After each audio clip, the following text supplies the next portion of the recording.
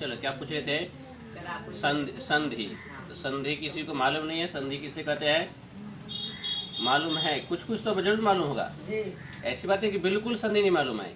परीक्षा में पूछ दिया जाएगा विद्यालय का संधि विच्छेद क्या होगा, तो सब बना लोगे। क्या बनोगे? ये हुआ क्या? संधि विच्छेद हुआ, ये तो मालूम है। लेकिन कोई पूछेगा संधि विच्छेद क्या होता है, तो समझ में क्या होता है, उसको परिभाषा क्या कहेंगे। तो संधि होता है किसके बीच? दो शब्दों के बीच। शब्दों के बीच। संधि दो शब्दों के बीच होती है। कंफर्म है? हाँ सर, होती है।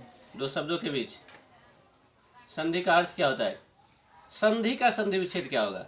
जैसे विद्यालय का हुआ ना, विद्यालय का संधि विच्छेद विद्या जोड़ आलय, शिवालय का शिव जोड़ आलय। तो वैसे संधि का संधि विच्छेद क्या होगा? उसको भी टुकड़ा टुकड़ा मार। उसको भी टुकड़ा टुकड़ा बांट के देखो। जैसे ये संधि है, संधि का क्या होगा? संधि विच्छेद। देखो संधि का संधि विच्छेद होगा सम जोड़ धी। समझी हो हाँ सर, ये सही है। सम जोड़ धी बराबर समझिए से बना है समझी सर।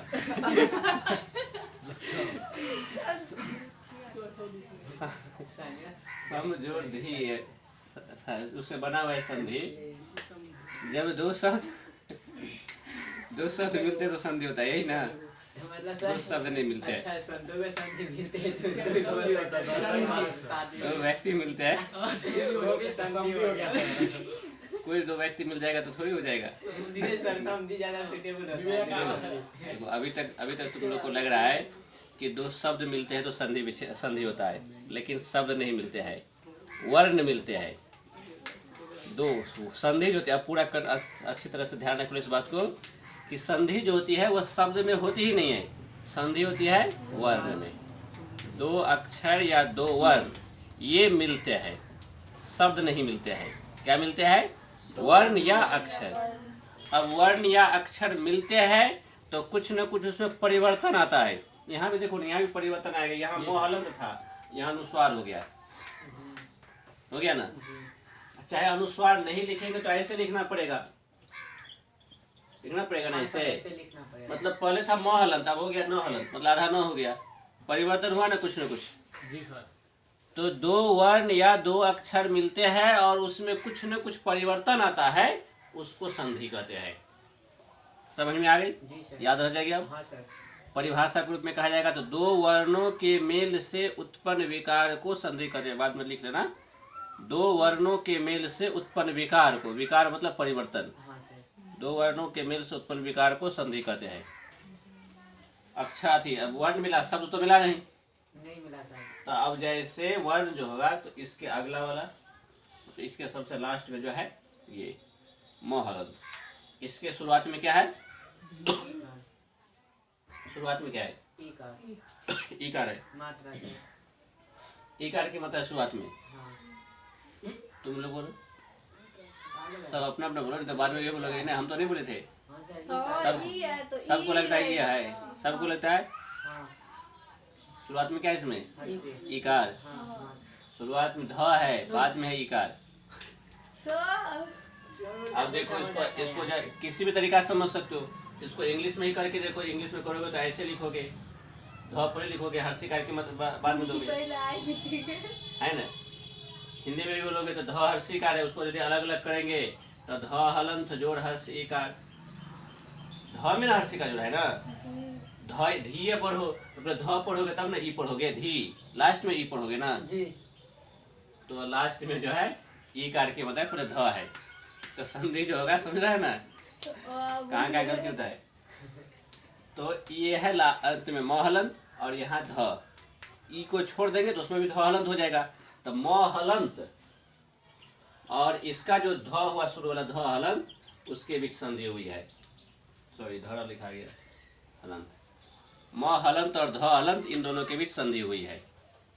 समझ में आई? नहीं सर, फिर से बताइए। देखो फिर से समझ लो, संधि जो होती है दो शब्द में होती नहीं है, दो वर्ण में होती है।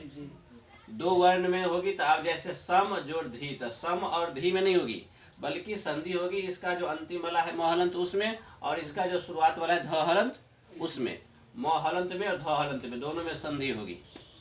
दोनों में संधि होने के बाद कुछ न कुछ परिवर्तन आएगा। बोल ही दिए थे कि दो वर्णों के मेल से उत्पन्न विकार को संधि कहते हैं। दो वर्ण मिल जाएंगे उसको संधि नहीं कहेंगे। जैसे यहाँ पर लिखते हैं क जोड़ ल जोड़ म बराबर कलम। नर्सरी क्लास में पढ़ता होगा ऐसे करके, मनोहर पोथी होता होगा, चाहे बाल अरे पवन बाल भारती, कमल बाल हिंदी, उससे पढ़ता होगा क्या चीज, कमल बाल बोलो क ल म कलम। अब क ल म कलम एक ही हुआ, इसमें कुछ परिवर्तन नहीं आएगा। यह संधि नहीं हुआ, जी वह संधि है। नहीं हुआ नहीं सर। यहाँ देखो यहाँ परिवर्तन आ रही है। अब यहाँ क्या परिवर्तन आ रही है, महलन था धहलन था, इसमें ध ये दोनों मिल करके हो क्या गया है, अनुस्वार हो गया है, चाहे नहलंत हो गया है। ध अपने जैसे जैसे ध वैसे ही है, ध में चेंज नहीं है, लेकिन ये महलंत जो है ये बदल गया है। न हलंत बदल गया, आधा न बदल गया है, चाहे अनुस्वार बदल गया है। परिवर्तन है ना कुछ न कुछ। ये जो परिवर्तन आती है वही संधि है। समझ गई, पूरी डिटेल्स में समझ गया ना। संधि शब्द में नहीं होगी, वर्ण में होगी। दो वर्ण में संधि होगी। संधि तब होगी जब उसमें कुछ न कुछ नया परिवर्तन आएगा। पूरा परिभाषा इसका हो जाएगा, दो वर्णों के मेल से उत्पन्न विकार को संधि कहते हैं। कोई भी उदाहरण ले सकते हो। विद्यालय विद्यालय का उदाहरण लो, सबसे आसान। जब ये लोग संधि पढ़ना शुरू करते सबसे पहला उदाहरण विद्यालय का ही पढ़ लेते हैं। विद्या जोड़ आलय बराबर विद्यालय विद्यालय। क्या क्या मिला, विद्यालय। यहाँ था आकार, यहाँ पर आकार। ये दोनों आकार मिलकर बना क्या, आकार। दो आकार था, एक आकार खत्म हो गया, एक ही आकार रह गया। यहाँ पर एक ही आकार बना, पूरा ध है। और आ और आ, दो आ मिलकर के एक आ बना। एक आ तो खत्म हो गया, परिवर्तन आया ना कुछ न कुछ, यही हो गया संधि। कोई दिक्कत? ये क्या लिखा है, विद्या है। यहाँ पर ये भी बात ध्यान रखना, ये पूरा द य है, द य संयुक्त होता है विद्या। समझ गया, कोई दिक्कत नहीं इसमें। शिवालय जो होगा तो शिव जोड़ आलय, अ और आ मिलकर के आ बन जाएगा। तो जितना भी आगे अलग अलग उदाहरण सब पते जाओगे। यशः जोड़ धरा, यशोधरा। तो विसर्ग यशः का जो होता है विसर्ग, यशः जोड़ धरा। अब जैसे विसर्ग बन जाता है ओकार, यशोधरा। परिवर्तन आया कि नहीं, हर एक जगह परिवर्तन आएगा। जब परिवर्तन आया तब ये संधि हुआ। दो वर्णों का मेल होगा, विसर्ग और ध का मेल हुआ, वो विसर्ग बन गया। विसर्ग से पहले विसर्ग जो है वो पहले वाले शब्द में ओकार की मात्रा के रूप में जुड़ गया, और आगे वाला शब्द वैसे ही है। मतलब सर यहाँ विसर्ग प्लस अ बराबर वो क्या बनता है, विसर्ग और ध आगे जो है, ध के जगह पर दूसरा वर्ण भी रह सकता है, कुछ नियम होता है उसका। आगे विसर्ग संधि के नियम पढ़ोगे तो दोनों के संधि होने से ये विसर्ग जो है ओकार बदल गया, चेंजिंग आया, परिवर्तन हुआ, यही हो गया संधि। अब वो समझोगे कि संधि के होते हैं तीन भेद, स्वर संधि, व्यंजन संधि, विसर्ग संधि। अब ये सब शुरुआती चीज है, मूल नियम सब तो आगे आएगा, जो ध्यान रखने वाला होगा, ज्यादा ध्यान रखना होगा। ये सब सामान्य बातें हुई। संधि के तीन भेद कौन कौन, स्वर संधि, व्यंजन संधि, विसर्ग संधि, तीन संधि होते हैं। और पहचानने के लिए कहेगा, कहीं पर दिया गया संधि है उसमें पहचानने के लिए ये कौन सा संधि है, स्वर संधि है या व्यंजन संधि है या विसर्ग संधि है। अब जैसे देखो तीनों का परिभाषा, यदि संधि की परिभाषा ध्यान है, तीनों संधि की, स्वर संधि, व्यंजन संधि, विसर्ग संधि, तीनों की परिभाषा याद हो जाएगी।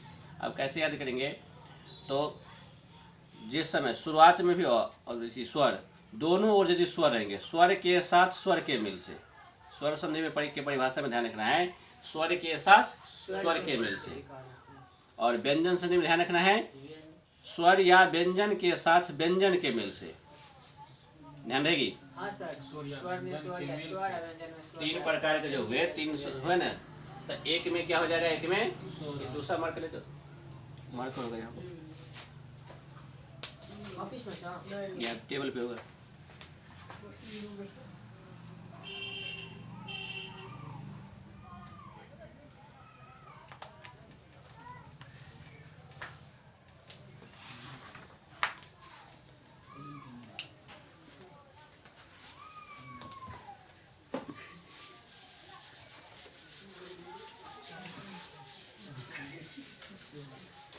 देखो तीनों का अलग अलग समझ लो।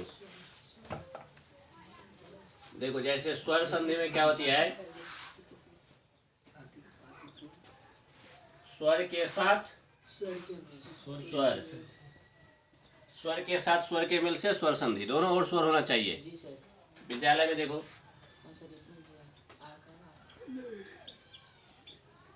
दोनों ओर स्वर है, इधर भी आ इधर भी आ, दोनों ओर स्वर है ना। देव जोड़ ईश्वर, इसमें भी स्वर है, देवेश्वर होता है।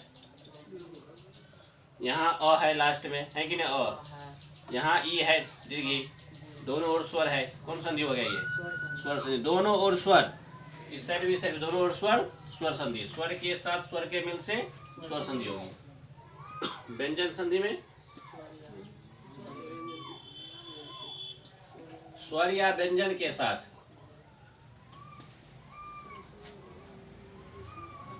व्यंजन, एक और व्यंजन रहेगा, दूसरी ओर स्वर रहेगा चाहे व्यंजन रहेगा। स्वर या व्यंजन के साथ व्यंजन के मेल से उत्पन्न विकार को व्यंजन संधि कहते हैं। अब जैसे यहां देखते हैं,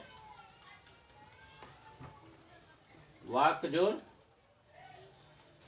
ईश्वर,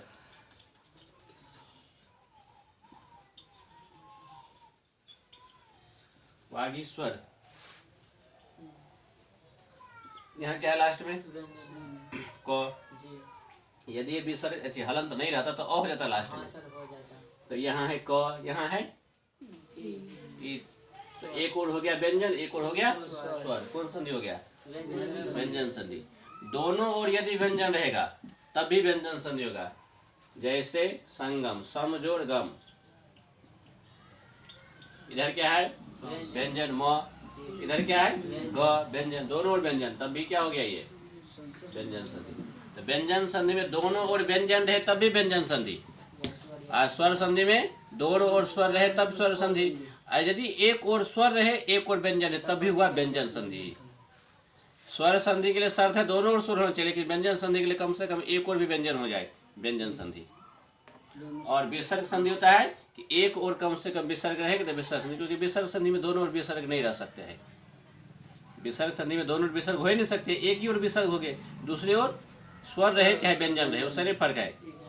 उदाहरण भी दे देते हैं, व्यंजन विसर्ग संधि में एक और विसर्ग हो गया, दूसरी ओर चाहे स्वर है चाहे व्यंजन है, उससे कोई फर्क नहीं है, एक और केवल विसर्ग होना है, विसर्ग संधि हो जाएगा। जैसे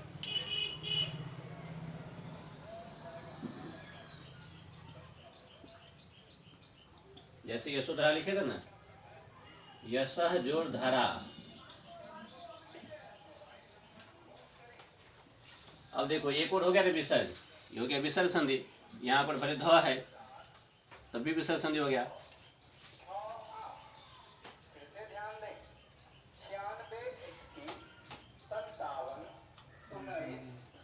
इसी उदाहरण में